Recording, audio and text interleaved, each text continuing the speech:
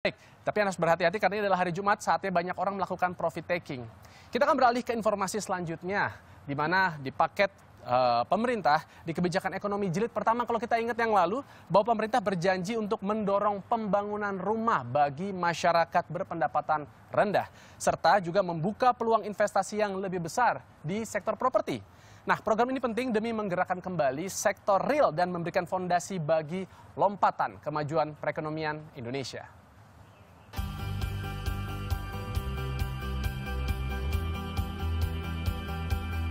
Ancaman kekurangan rumah atau backlog masih menghantui Indonesia.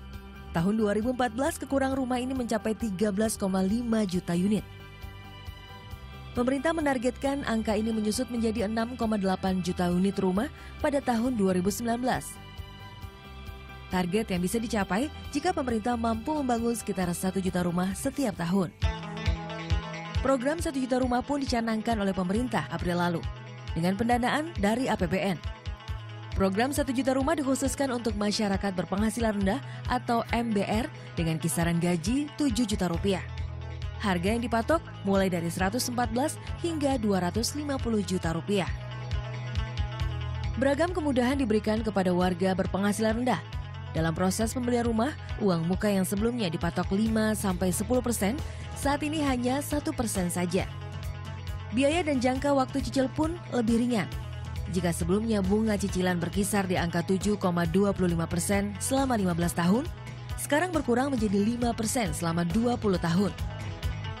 Dalam praktiknya, hanya 10% dari keseluruhan unit rumah dibangun oleh pemerintah. 90% lainnya disebar ke pihak pengembang.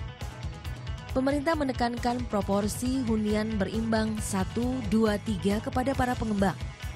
Dari aspek undang-undang, memang semua pengembang diwajibkan untuk membangun rumah murah, wajib.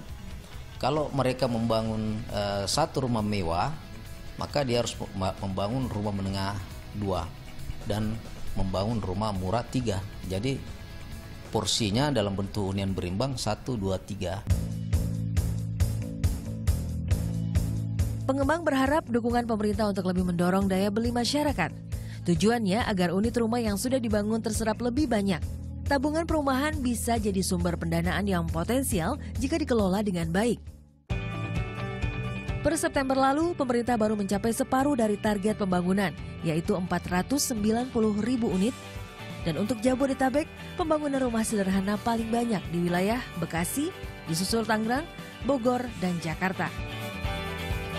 Tim Liputan melaporkan untuk NET.